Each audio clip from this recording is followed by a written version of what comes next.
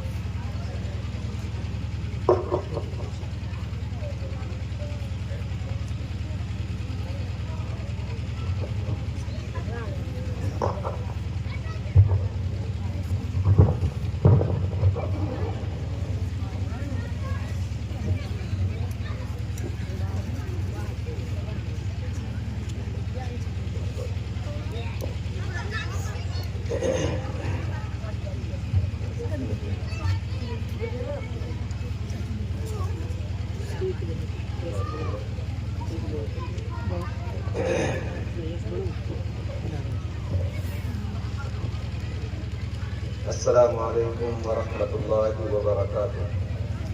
درود شریف پڑھتے ہیں۔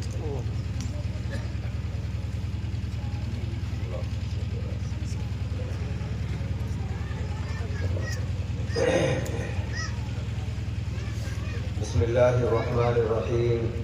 الحمد للہ وکفی وسلام علی عبادہ الذین اصطفی، اما بعد فقد قال الله تبارك وتعالى في القرآن المجيد والفرقان الحميد: أعوذ بالله من الشيطان الرجيم، بسم الله الرحمن الرحيم. إنا عرضنا الأمانة على السماوات والأرض والجبال فأبين أن يحملنها وأشفقن منها وحملها الإنسان إنه كان ظلوما جهولا. صدق الله العظيم. فقد قال النبي صلى الله عليه وسلم: اغدو عالما أو متعلما أو مستمعا أو محبا ولا تكن الخامسة فتهلك والخامسة أن تبغض العلم وأهله، أو كما قال عليه الصلاة والسلام. قابل قدر علماء کرام، بزرگوں، بھائیوں، نوجوانوں، عزیز بچوں، ماشاءاللہ صبح سے ہی آپ بچوں کا بہترین پروگرام، قرآن کریم کی تلاوت، نعت، نظم، ترانے، تقاریر بہترین انداز میں سماعت فرما رہے تھے، اور بہت ہی مختصر وقت میں مفتی ارشد صاحب اور مفتی نسیم صاحب نے بھی تائیدی کلمات ارشاد فرمائے، اور مقتضی حال کے اعتبار سے اور آنے والی آج کی رات کے تعلق سے گرامی قدر حضرت مولانا مفتی ابراہیم صاحب مدد ذلہ العالی نے بہت قیمتی ارشادات سے ہم کو نوازا۔ اللہ تعالی ہم سب کو عمل کی توفیق عطا فرمائے۔ یہ ادارہ جس میں آپ اور ہم بیٹھے ہوئے ہیں، یہ ہمارے ایک بہت ہی محترم ساتھی حافظ محمد رمضان صاحب رحمۃ اللہ علیہ کی یادگار ہے۔ حافظ رمضان صاحب سے میرے بہت ہی نزدیکی تعلقات تھے۔ 2 سال وہ میرے ساتھ بھی رہے، ہم نے ساتھ پڑھایا، سفر بھی کیے، حضر میں بھی ساتھ رہے، اس ادارے کے بنیاد میں رائے مشورہ بھی رہا، میرا آنا جانا بھی رہتا ہے، آپ جانتے ہیں۔ بہرحال یقینی طور پر یہ کہا جا سکتا ہے کہ حافظ رمضان صاحب کے لیے یہ بہت بڑا ذخیرہ آخرت اور صدقہ جاریہ ہے۔ اللہ تعالیٰ ان کی روح کو قیامت تک اس کا ثواب پہنچاتا رہے۔ ہم سب کی بھی ذمہ داری ہے کہ ہم حافظ صاحب کے لیے ایثار ثواب کریں، اور ان کے درجات کی بلندی کے لیے ہم اللہ سے دعا بھی کریں۔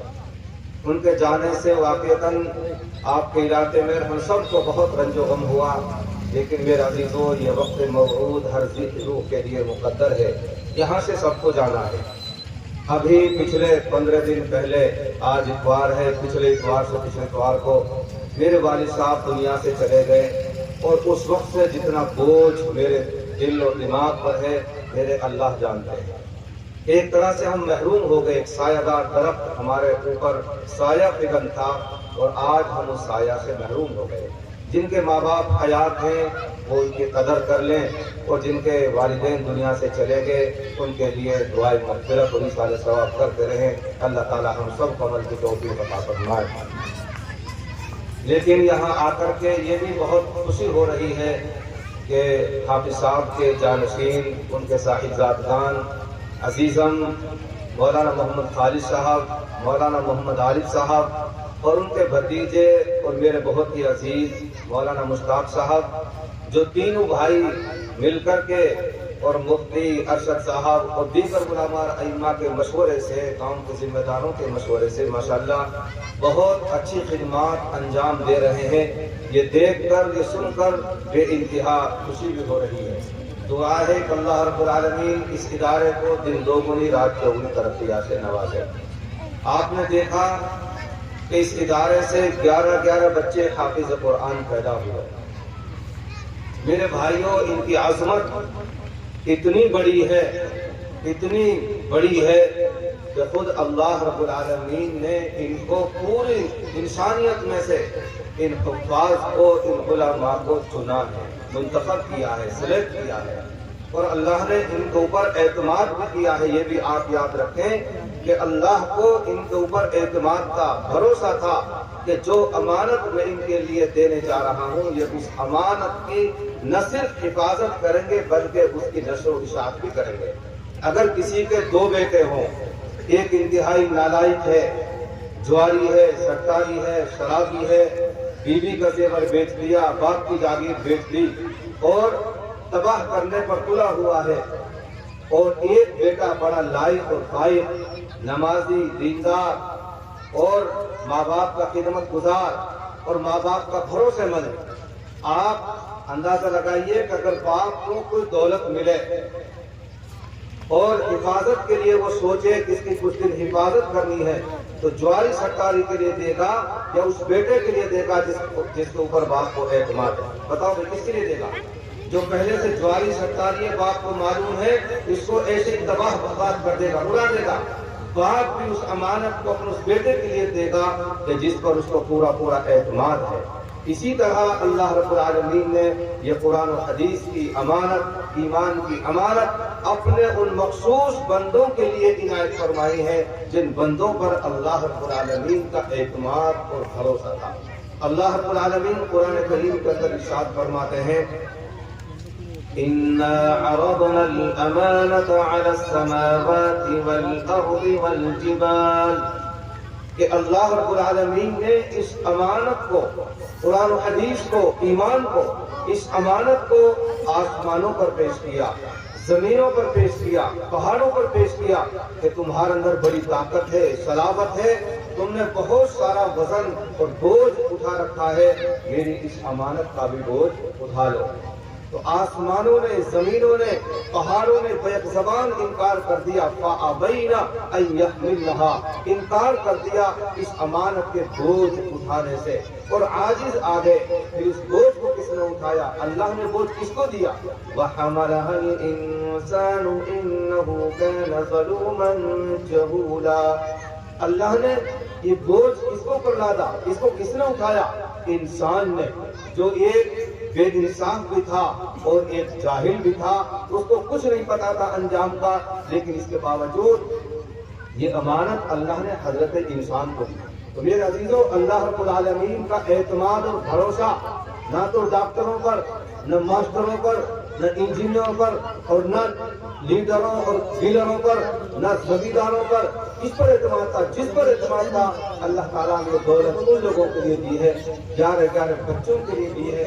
اور آپ کے گاؤں میں کتنے حفاظ ہیں، کتنے علماء ہیں، ان سب کا سہرا حافظ رمضان صاحب کے سر کی جاتا ہے اور ان کے اساتذہ کے ذمے۔ تو اللہ رب العالمین اس امانت کو اپنے ان مخصوص بندوں کے لیے عنایت فرماتے ہیں جن پر اللہ کو اعتماد اور بھروسہ ہے۔ اللہ نے بھروسہ جتایا، اللہ کے نبی علیہ السلام نے بھروسہ جتایا۔ کاش میرے عزیزوں ہم بھی ان کے اوپر اعتماد اور بھروسہ کرتے کہ جب اللہ نے بھروسہ کیا ہے تو ہم بھی ان کے اوپر بھروسہ کرتے۔ اللہ ہم کو ایسا ایمان اور ایسا جذبہ نصیب فرمائے۔ بہرحال یہ بچے جو آج پڑھ رہے ہیں یہ کوئی معمولی بچے نہیں ہیں۔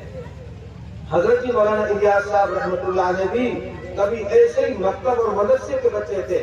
کس کو پتا تھا آج بچہ مکتب کا اندر آ رہا ہے, مدرسے کے اندر پڑھ رہا ہے, نہ جانے اللہ تعالیٰ سے کتنا بڑا کام لیں گے, کوئی نہیں جانتا تھا. ہم بھی نہیں جان سکتے ان بچوں میں سے کون ایسا بچہ ہے جو مولانا الیاس صاحب بنیں گے, مولانا یوسف صاحب بنیں گے, مولانا سعد صاحب بنیں گے, مولانا صدیق صاحب بنیں گے, مولانا اسحاق صاحب بنیں گے, مولانا قاسم میر کھیرلا بنیں گے, مولانا قاسم شیر پنجاب بنیں گے. انہی میں سے میرے عزیزوں بڑے بڑے حافظ اور عالم اور مفتیان کرام بنیں گے.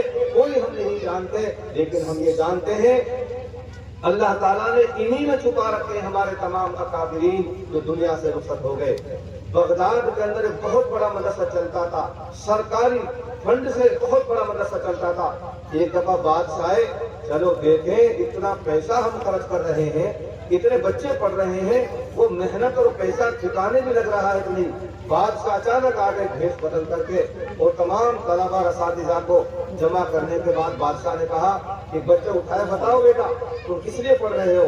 ایک نے کہا جی میں اس لیے پڑھ رہا ہوں کہ میں انجینئر بنوں گا. تم بتاؤ بیٹا کہ میں ڈاکٹر بنوں گا. تم بتاؤ بیٹا میں ماسٹر بنوں گا. تم بتاؤ بیٹا میں انجینئر بنوں گا. اس طرح انہوں نے مختلف طریقے کے جوابات دیے. اخیر میں ایک بچہ ان سے پوچھا, بیٹا تم بتاؤ کہ تم کیا بننا چاہتے ہو. اس بچے نے کہا کہ حضور میں یہ کرنا اور بننا چاہتا ہوں کہ جس طریقے سے یہ علم دین مدینہ منورہ سے چل کر محمد رسول اللہ صلی اللہ علیہ وسلم سے چل کر واسطہ بالواسطہ ہم تک پہنچا ہے, میری تمنا اور میرے پڑھنے کا مقصد یہ ہے میں بھی اس امانت کو, اس قرآن حدیث کے علم کو اپنے بعد والے لوگوں تک پہنچانے کی بھرپور کوشش کروں گا. بادشاہ نے شاباشی دی اور یہ کہا, دیکھو جن بچوں نے اس بچے سے پہلے جوابات دیے میں یہ طے کر چکا تھا کہ آج سے اس مدرسے پر بلڈوزر چلا دیا جائے گا. ایسے مدرسوں کو زندہ رکھنے سے کوئی فائدہ نہیں جس میں پڑھنے والوں کی نیت صحیح نہیں ہے. تو پھر جب اس بچے نے جواب دیا تو کہا کہ آج اس ایک بچے کی وجہ سے میں اس مدرسے کو صحیح سلامت چھوڑتا ہوں, اور جب تک ایسے بچے ان مدرسوں کے اندر موجود ہیں اس وقت تک یہ مدرسے چلتے بھی رہیں گے. کون تھا میرا عزیزوں وہ بچہ؟ قربان جائیے اس بچے کی شان پر. کون تھا وہ بچہ؟ یہ وہ بچہ تھے جس کو آج امام غزالی کہا جاتا ہے, محمد غزالی رحمۃ اللہ علیہ. یہ بچہ تھے جن کی وجہ سے مدرسے کو صحیح سلامت رکھا گیا. تو میرے عزیزوں انہی بچوں میں امام غزالی بھی چھپے ہوئے ہیں. اور شاعر کہتا ہے, رہ گئی رسم اذان روح بلالی نہ رہی. اذان ہوتی ہے لیکن حضرت بلال حبشی جیسی نہیں. رہ گئی رسم اذان روح بلالی نہ رہی, فلسفہ رہ گیا تلقین غزالی نہ رہی. آج بھی بہت سارے ہیں فلسفی, لیکن امام غزالی رحمۃ اللہ علیہ جیسا فلسفہ موجود نہیں ہے. آج بھی اذانیں ہو رہی ہیں لیکن بلال جیسی اذان آج دنیا میں موجود نہیں ہے. تو میرے بھائیوں, یہ آج کے جو بچے ہیں کل کو ہمارا بھوشیہ, ہمارا فیوچر, ہمارا مستقبل ان بچوں کے ساتھ جڑا ہوا ہے. اللہ کے لیے ہم ان بچوں کی بھی قدر کریں اور یہاں سے یہ پیغام لے کر کے ہم جائیں کہ ہم اپنی نسلوں میں ضرور بضرور عالم اور حافظ پیدا کرنے کی کوشش کریں گے. کیوں؟ اس لیے تاکہ حافظ قرآن دنیا میں بھی ہمارے کام آئے. ہماری اولاد ان کو ہم حافظ اور عالم بنا کر کے جائیں گے, دنیا میں بھی ہمارے کام آئے, موت کے وقت بھی ہمارے کام آئے, اور قبر تک پہنچانے میں ہمارے کام آئے, میدان محشر میں ہمارے کام آئے, اور تو اور کہ جنت تک پہنچانے میں بھی ہمارے یہ اولاد کام آئے. اس لیے ہم اپنی نسلوں میں ضرور بضرور حافظ قرآن بنانے کی کوشش کریں گے بھائی انشاءاللہ العزیز. مفتی صاحب تشریف فرمائے اور بھی دیگر علماء کرام. اگر کسی کے باپ کا انتقال ہو جائے تو سب سے زیادہ مستحق نماز جنازہ پڑھانے کا کون ہے؟ اس کا بیٹا. اس میں ہزاروں مولوی علماء موجود ہیں, لیکن سب سے زیادہ مستحق باپ کی نماز جنازہ پڑھانے کو اس کا بیٹا ہے. وہ ڈنڈے کی چوٹ پر یہ کہ لوگوں چپے سیدھی کر لو, میرے باپ کا جنازہ ہے, اپنے باپ کا جنازہ میں خود پڑھاؤں گا. میرے عزیزوں, ہم اس لیے حافظ قرآن بنائیں کہ ہماری اولاد ہمارے کام آئے. میں نے کہا تھا میرے والد صاحب کے انتقال ہوا 15 دن پہلے, جب ان کا آخری وقت تھا, اس وقت میں ہم ان کے ساتھ بیٹے پوتے ان کے سرانے بیٹھ کر کے ہم ان کو اللہ کا قرآن سنا رہے ہیں۔ اس لیے ہم گھر گھر در در گاؤں گاؤں یہی آواز لگاتے ہیں کہ اللہ کے لیے اپنی نسلوں میں حافظ پیدا کرو، عالم پیدا کرو جو دنیا میں بھی کام آئے، مرتے وقت بھی کام آئے، قبر تک کام آئے، مٹی دینے کے بعد بھی ہماری قبر پر کھڑے ہو کر کے وہ کل کلام پڑھیں۔ اس لیے ہم اپنی نسلوں میں ضرور ضرور حافظ قرآن بنائیں۔ کل قیامت کے دن پتہ چلے گا کہ ان حافظ قرآن کا کتنا بڑا مقام ہے۔ اللہ رب العالمین قیامت کے دن کئی اناؤنسمنٹ فرمائیں گے۔ ایک اعلان اناؤنسمنٹ یہ ہوگا کہ حافظ جی کہاں، حافظ قرآن کہاں ہے؟ اللہ اکبر، اللہ حافظ قرآن کو بلائیں گے، ایک ایک کو بلائیں گے، آ جائیے حافظ راشد صاحب، حافظ راشد صاحب آ گئے۔ پھر اللہ تعالیٰ کہیں گے جن کے ماں باپ بھی آ جاؤ، حافظ قرآن کے ماں باپ بھی آئیں گے، ہانپتے کانپتے ہوئے بیچارے، ماں بھی آئے گی، باپ بھی آئیں گے۔ اب سنو اللہ کے نبی علیہ السلام کیا فرماتے ہیں، حافظ قرآن کی ماں اور باپ کے سر پہ ایسا تاج پہنا جائے گا۔ حدیث پاک کے اندر جو میں نے پڑھی دو طرح کے الفاظ ہیں، ایک الفاظ تو یہ حدیث کے ایسا تاج ضوءہ احسن من ضوء الشمس والقمر، ایسا تاج پہنایا جائے گا جس تاج کی روشنی چاند اور سورج سے بھی زیادہ ہوگی۔ اور دوسری روایت کا الفاظ یہ ہے ضوءہ مثل ضوء الشمس والقمر، اس تاج کی روشنی چاند اور سورج کی روشنی کے برابر ہوگی۔ تو میرا عزیز تو کتنا بڑا مقام ہوگا، حافظ قرآن کی ماں باپ کے سر پہ تاج پہنایا جائے گا۔ لوگ پوچھیں گے پھر آپس میں یہ بڈھا کون ہے، یہ بڑھیا کون ہے، ہم تو جانتے بھی نہیں، ان کو پہچانتے بھی نہیں، آج ان کو یہ اعزاز کیوں دیا جا رہا ہے، عزت کیوں دی جا رہی ہے، تاج کیوں پہنایا جا رہا ہے؟ تو جب جانکار لوگ کہیں گے تمہیں نہیں پتا یہ وہ ماں باپ ہیں جن کے بچوں نے قرآن کریم کو حفظ کیا تھا، آج اس کے پاداش میں ان کے سر پہ تاج پہنایا جا رہا ہے۔ میرا عزیز تو بتاؤ آپ میں سے کون کون تاج پہننے کے تیار، بتاؤ ہاتھ اٹھا کر کے کون کون تاج پہنے گا انشاءاللہ عزیز۔ لیکن یاد رکھو صرف میرے کہنے سے اور آپ کے ہاتھ اٹھانے سے انشاءاللہ کہنے سے تاج نہیں ملے گا۔ اور داداؤ آپ بھی سن لو، آپ کا پوتا آپ کی بخشش کا ذریعہ بن سکتا ہے لیکن تاج آپ کو بھی نہیں پہنایا جائے گا۔ ہمارے دیش کے ملک کے ایک بادشاہ کے بیٹے نے قرآن کریم حفظ کر لیا، آج اللہ معاف فرمائے سرپنچ صاحب، چیئرمین صاحب، بلاک سمیتی کے ممبر صاحب، پنچایت کے ممبر صاحب، ان کو توفیق نہیں ہے اپنے بچوں کو حافظ قرآن بنانے کی۔ کبھی ایسا ماحول اور ایسا زمانہ تھا بادشاہ کا بیٹا بھی حافظ قرآن بنا، بادشاہ کے باپ بھی زندہ تھے اور بادشاہ مٹھائی کا ڈبہ لے کر گیا، بابا یہاں کھڑو ہو لے مٹھائی کہیں کی کہ میرو بیٹا تیرو پوتو حافظ قرآن بن گو۔ اللہ اکبر، بادشاہ نے ڈبہ لیو اور بھیک میں دے کے مارو، الو کا پٹا مجھے کیا ملے گا، تاج تو تیرے سر پہ جائے گا، مجھے کیا ملے گا؟ مجھے جب خوشی ہوتی کہ جب تو حافظ بنتا اور قیامت کے دن میرا بھی نام بولا جاتا اور میرے سر پہ بھی تاج پہنایا جاتا۔ اس وقت میں بادشاہ کی عمر 45 سال کی تھی۔ اسی وقت بادشاہ ایک عالم کی خدمت میں حاضر ہوئے اور کہا استاد جی میں یہ چاہتا ہوں کہ حافظ قرآن بن جاؤں، میرے والد صاحب کی بڑی تمنا ہے، بڑی ناراضگی کا اظہار فرمایا میں حافظ بننا چاہتا ہوں۔ کبھی میرا عزیزوں بادشاہ بھی حافظ قرآن بنتے تھے، اللہ معاف فرمائے آج تو 2 پیسے جس کے پاس آ جائیں مدرسوں کی طرف رخ نہیں کرتا، جماعتوں کی طرف رخ نہیں کرتا، دین کی مجلسوں میں نہیں آتے۔ اللہ ان سب کو صحیح سمجھ عطا فرمائے۔ 2-2.5 سال کے قلیل مدت میں بادشاہ وقت نے قرآن کریم کو حفظ کر لیا۔ کہو بھائی سبحان اللہ۔ پھر ڈبہ لے کر آئے، لے بابا مٹھائی، کہیں کی مٹھائی تیرو بیٹا میں حافظ قرآن بن گو۔ اللہ اکبر، باپ کھڑے ہوئے، بوڑھے باپ کھڑے ہوئے اور آنکھوں سے آنسو جاری ہو گئے ہمارے خوشی کے، سینے سے لگایا، پیشانی کو بوسہ دیا اور یہ کہا میرے بیٹے جب کل قیامت کے دن میدان محشر میں اللہ تعالیٰ یہ اعلان کریں گے کہ حافظ قرآن کے ماں باپ آ جاؤ، ہم بھی سینہ تان کر کے اللہ کے اعلان کے مطابق حاضر ہوں گے اور ہمارے سر کے اوپر بھی تاج پہنایا جائے گا۔ تو میرے عزیزوں اس بات کو یقینی بنائیں کہ اللہ تعالیٰ نہ صرف ہماری مغفرت کریں گے بلکہ تاج بھی اللہ تعالیٰ ہم کو پہنائیں گے۔ آگے چلیے دوسرے نمبر پر اللہ تعالیٰ حافظ قرآن سے کہیں گے حافظ جی یہ تیرے خاندان کے آدمی ہیں، یہ تیرے خاندان کا آدمی ہے، تیرے رشتہ دار پڑوسی 100 150 500 سب جہنم میں جا رہے ہیں، ان کا ریزرویشن ہو چکا ہے، ٹکٹ بن چکا ہے جہنم کا۔ حافظ قرآن کہیں گے الہ العالمین میرے لیے کوئی آفر کوئی رعایت کہ ہاں ان میں سے 10 کو چھانٹ لو. حافظ قرآن کھڑے ہوں گے, چاچا آپ آ جاؤ, تاؤ جان آپ آ جاؤ, بھائی جان آپ آ جاؤ, مامو جان آپ آ جاؤ. اپنے خاندان کے ایسے 10 آدمیوں کی سفارش کرے گا کہ جن کے لیے جہنم واجب ہو چکی ہوگی, ان کی مغفرت کا ذریعہ بنے گا حافظ قرآن. اور میں نے معتبر علماء سے سنا ہے کہ ایک مولوی, ایک عالم دین اپنے رشتہ دار, اپنے محبین, ایسے 100 آدمیوں کی مغفرت کا ذریعہ بنے گا جن کے لیے جہنم واجب ہو چکی ہوگی. اگر کوئی حافظ بھی ہو, عالم بھی ہو, تو 110 آدمیوں کی مغفرت کا ذریعہ بنے گا اور ماں باپ کو بخشوائے گا. کتنے ہو گئے بھائی؟ 110 اور 2 ماں باپ کتنے ہو گئے؟ 112.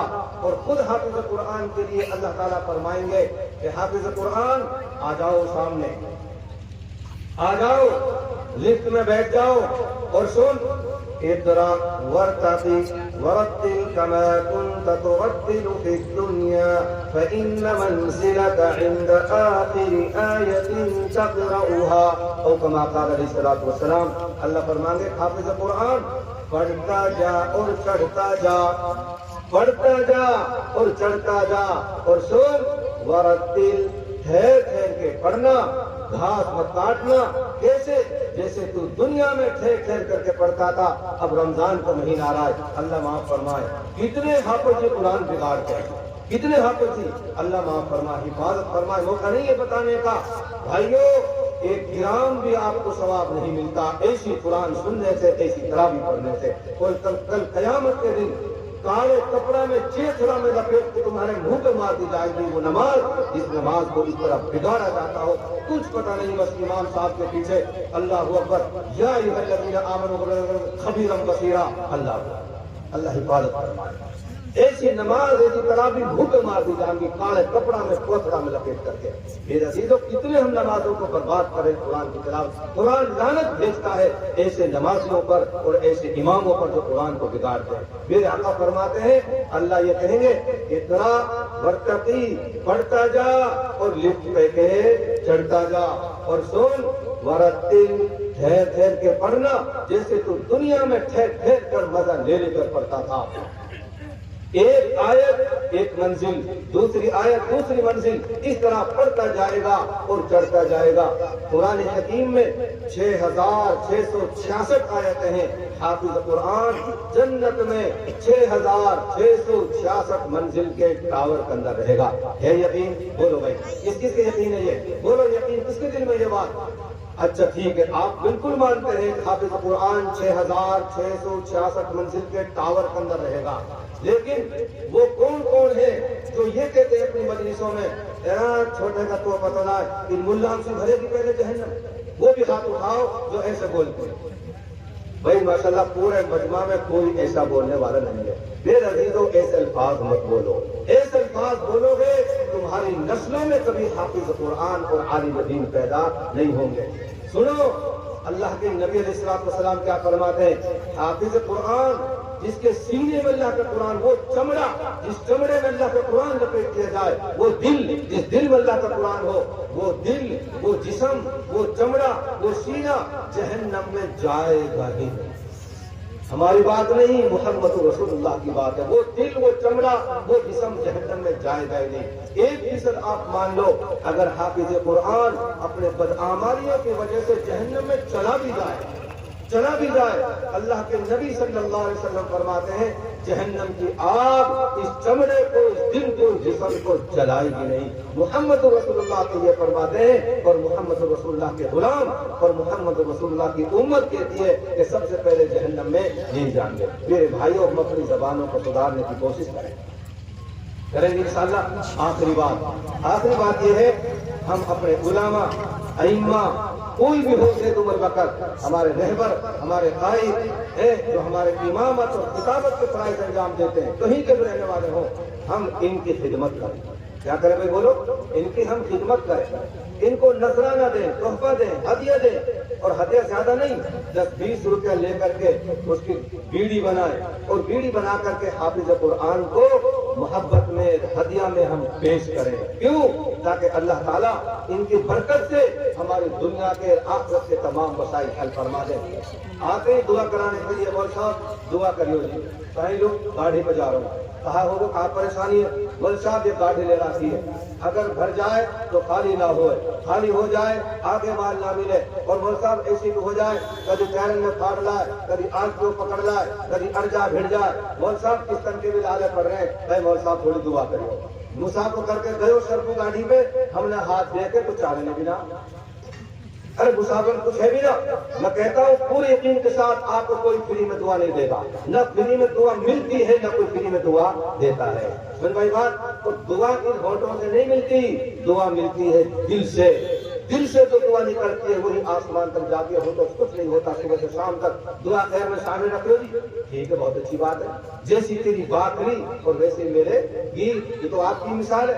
ہم اپنے علماء ائمہ کو نوازیں, اسی کا ہم سہارا بنے. ایک بوڑھو آدمی حضرت میں آئے, حاجی رسولہ ہاتھ تو کام تو, ارے بیٹا پانی کتنو ہے؟ لے حاجی جی یوں پانی, حاجی جی وہ پیشاب کھانو, حاجی جی لوٹا میں پانی نال جو کر لے, ہاتھ پکڑ کے مسلم پہنچا دیو. لالا کسکو تم لوگ میں ٹھہراتے کو تو, ارے میرے چاند میرے بیٹا اللہ تیرے جھول جھول کھیڑے بسائے, تو حافظ جی بنائے, تو چل چل رزق روٹی دے. ایسے ملتی ہے دعا, بھیک کی دعا نہیں ملتی. وہ پوچھ رہو پانی کہاں ہے, تو گھوم چلو جا, یوں چلو بچارو گر مرو ہوں. دعا ملے گی بد دعا. میرے عزیزوں کسی کی خدمت کرو, کسی کو ہدیہ تحفہ دو. میرے نبی نے کیوں فرمایا, کہا دو کہا دو, آپس میں ہدیہ کا لین دین پیدا کرو, آپس میں تمہیں محبت ہوگی, اور جب محبت ہوگی تو دعا بھی خود بخود نکلے گی. اس لیے دعا ہونٹوں سے نہیں ملتی. دعا کہاں سے ملتی ہے بولو؟ دل سے ملتی ہے. میں شعر سناتا ہوں. تیرے دل سے جو نہ نکلے وہ دعا دعا نہیں ہے. تیرے دل سے جو نہ نکلے وہ دعا دعا نہیں ہے. جو نہ آسماں ہلا دے وہ صدا صدا نہیں ہے. آگے کہتا ہے شاعر, تیرے ہاتھ میں ہے قرآن, تیرے دل میں نور ایمان, پھر بتا ذرا مسلمان تیرے پاس کیا نہیں ہے. ہمارے پاس تو سب کچھ اللہ کا قرآن ہاتھ میں ہے, سینے میں ایمان باقی ہے, ہمارے پاس ہے کیا نا؟ ہم کیوں ہے بھکاری, کیوں ہے پریشان؟ ہمارے پاس دونوں جہان کی دولت موجود ہے. تو میرے بھائیوں, دعا ہونٹوں سے نہیں, کہاں سے نکلتی ہے؟ دل سے نکلتی ہے. ہم اپنے اماموں کو نوازیں, مسافر پیسہ دیں, اور پھر مت کہنا کہ مول صاحب حافظ جی دعا کریو میں گاڑی بچا رہا ہوں, بس دعا کریو گاڑی پکڑ گئی, کوئی پریشانی ظاہر مت کریو. مسافر میں 10-20 روپے دے کے مول صاحب حافظ جی امام صاحب میں جی گاڑی بچا رہا ہوں, جاؤ گاڑی بس کہیں دعا کی, کچھ مت کہیں, بس لوگ کہتے ہیں میں گاڑی بچا رہا ہوں. اب سنو, ہماری ذمہ داری انشاءاللہ تمام علماء ائمہ کی طرف سے میں کہتا ہوں الحمدللہ, میری گارنٹی اگر آپ نے دعا نہ کریں, جب یہ حجرے میں جا کے دیکھیں گے کوٹی وصول نکال کے کہ یار 10-20 روپے دے کے گئے ہے, سر کو بھائی گاڑی پہ گئے, اب حجرے کی اندر کی شانکل لگا کے دل ایک طرف ہو کر کے اب دعا کرے گا, اے میرے اللہ, اے میرے پروردگار, سر کو 3 بھائی گاڑی پہ گئے, اے اللہ یا کی گاڑی صحیح سلامت چلے, اے اللہ بھرتے ہی خالی ہو جائے, خالی ہوتے ہی اگلوں مال مل جائے, اے اللہ ٹیپ بھی نہ پھٹا, ڈرائیور بھی نہ بھگے, اڑے بھیڑے بھی نہ, اور اے اللہ آج کو دیکھ کر کے سر آندھو ہو جائے, اور اے اللہ پہلے تو سر کو آپ رہو 20-25 دن میں, اے اللہ اس سر کو 8 دن دوبارہ آ جائے, کہیں لو 10-20 روپیہ کہیں ملا, مسافر میں ملا, اور یہ دعا بھی ہے کہ صحیح سلامت جلدی واپس آ جائے. میرے بھائیوں, اگر اس طرح اماموں کو نمازیں میں تمہیں دعائیں ملیں گی. ہم بازار جائیں, ایک بول چینی لے کر آئیں, اللہ کے لیے 1 کلو چینی, 10 روپیہ کی چائے کی پتی, 1 پاپان کو کہہ کے ہم اپنے امام کے گھر بھی ہم پہنچا دیں. پھر دیکھو آپ کے لیے امام بھی دعا کریں گے, اور امام صاحب بھی دعا کرے گی, ان کے بچے بھی آپ کے لیے دعا کریں گے, اور آپ کا کاروبار بڑھے گا. ہم نے دیکھا بہت سارے لوگوں کو کروڑوں میں کھیل رہے ہیں, کروڑوں میں, اور پھر آتے ہیں مول صاحب دعا کریو جی, 6 مہینے ہو گئے مول صاحب, جو پیسہ پھنسے پڑے وہ بھی نالی کر رہے, سپلائی بھی بند ہوئی پڑی ہے. مول صاحب کوئی ایک ملا جتنے میں گئے ہو, ان کی دکان تیری تیرو کاروبار باندھ ہوتی ہو, پوچھو مفتیوں سے, باندھ لو اور کھول لو, کہیں سے بھی صاحب اتنا ہی سب بکواس ہے ہماری. یہ اللہ کی طرف سے آزمائش اور پکڑ ہے. جب اللہ نے پیسے دیے تو اللہ کو بھول گئے, اور جب آج مصیبت آئی تو آج اللہ بھی یاد آ گئے، ملا بھی یاد آ گئے۔ ہماری قوم گاڑی ٹھیک ٹھاک چلتی رہے، نہ اللہ یاد کرنا ملا، اور جہاں گاڑی پھنسی دی گئے اللہ بھی یاد اور ملا بھی یاد۔ اللہ اور ملا پھر بھی کتنے مہربان ہوتے ہیں، اللہ اکبر۔ اللہ رب العالمین اپنے نام پہ دریا لے کر بھی خوش ہو جاتے ہیں، اور جو اللہ کی صفت ہے وہی ملا کے اندر بھی پائی جاتی ہے۔ ملا بھی اتنا مہربان ہوتا ہے بیچارہ، 5-5 روپیہ میں 7-7 پیڑھی میں بکسوا گیا۔ ہر 1 روپیہ میں مسجد میں کام چل رہا ہوں، ہاں بھائی چاؤ کھا کے پوتی مسجد میں 5 روپیہ لے کر آئی، 5 امام صاحب کو اللہ تعالیٰ ان کے 5 روپیہ کو بے حد قبول فرمائے۔ اللہ ان کی جان میں، مال میں، ایمان میں، اولاد میں سب برکت نصیب فرمائے۔ اللہ ان کو تمام مرحومین کی مغفرت فرمائے۔ 1 روپیہ میں ارے زور سے بولو، یہ صرف علماء اور مولوی ہیں جو 5-5 روپیہ میں ہماری 7-7 پیڑھیوں کو بخشواتے ہیں، زندوں کے لیے دعا کرتے ہیں، مردوں کے لیے دعا کرتے ہیں۔ ان سے زیادہ مہربان اس دھرتی پر اللہ کی کوئی مخلوق نہیں ہے۔ میرے عزیزوں، ہم ان کو نوازیں، ان کی ضروریات کا خیال کریں۔ آپ کا اگر کوئی بچہ نہیں ہے، آپ مدرسے میں جاؤ، حافظ صاحب، مولانا صاحب، مفتی صاحب، کوئی بچہ ایسا ہے جس کو میں گود لوں اور اس کو اپنے خرچے پر میں حافظ قرآن بناؤں، ایسا مزاج پیدا کرو۔ میں گجرات سے آیا تھا 2016 میں، اور وہ جو جس کے پاس میں گیا تھا، پرسوں میرے پاس آئی تھی وہ ٹیم گجرات کے مہمانوں کی۔ میرا تو پہلا سفر وہی تھا 2016 میں، پہلا بھی آخری بھی، ابھی تک تو وہی پہلا وہی آخری، اب اللہ ہماری کا آگے سفر ہوگا نہیں ہوگا۔ میں ان کے پاس بیٹھا ہوا تھا، ایک آدمی آیا، مولانا صاحب بچوں کی دعوت کرنی ہے۔ مولانا صاحب نے کہا لاؤ رجسٹر لاؤ۔ رجسٹر میں دیکھا 19 دن کی دعوت آلریڈی بک ہے، 19 دن کی دعوت آلریڈی بک ہے۔ اور وہ مولانا نے کہا کہ دیکھو بھائی جان، اگر آپ کو زیادہ جلدی ہے اسی مدرسے میں چلے جاؤ، اسی مدرسے میں دعوت کرنی ہے تو 20ویں دن آپ کی دعوت دلائی جائے گی، اس سے پہلے ہمارے پاس وقت نہیں ہے۔ میرے بھائیوں، ہم ترستے دعوتوں کے لیے، شادیوں میں بڑے بڑے پیسے لگائے جاتے ہیں، کھانے کو کتا بلی نہیں کھاتے ہیں تو کوڑ ہی کھاتی ہے، سڑک پہ پٹھان میں کھانا پڑا رہتا ہے۔ ابھی پچھلے مہینے میں ایک آدمی 2 پتیلا میں پہنچا دو رات کو 12 بجے، میں تو باہر ہوں، روپیہ لے جاؤ، پتیلا نہیں سو استاد جواب دو کہ ہم نہارے لے لو، پہنچا دیو ہوں۔ یعنی جب بچہ کھڑے ہوئے تو اس کو سڑ دو، وہاں فون کرو، روپیہ ٹینٹ پہ پہنچا دو۔ ہمارے استاد نے کہی ہم تیرے باپ کے غلام نہیں ہے، وہ پتیلا بھرے رکھے جا انہیں لے جا۔ ہم بھی اس طرح کہتے ہیں، ہم کسی کے باپ کے غلام نہیں ہے، کچھ گلے سلے کھانے کھا، ہم نبی کے لیے کام کر رہے ہیں، اور مدرسوں کو چلانے والا صرف اللہ ہے، کوئی چلانا میں چلاتا ہوں، آپ چلاتے ہو، دیتے ہو مدرسوں میں، کوئی احسان دار نہیں کسی کے ذمہ، ہم اپنی آخرت کے لیے دے رہے ہیں، ہم اپنی آخرت کے لیے دے رہے ہیں۔ پھر مسلمان کہی مول صاحب یہ استاد ایسا ہے، میں نے کہی ایسا ہے کہ میری تعلیم میں جو انہوں نے کہا آپ سے، سڑ کے پتیلا کھل بھرے کھانے کے، جب کتا بلی بھی نہیں کھاتے، شواسر نہیں لے جاتی، اس کھانے کو مدرسوں کے اندر پہنچاتے۔ اللہ معاف فرمائے۔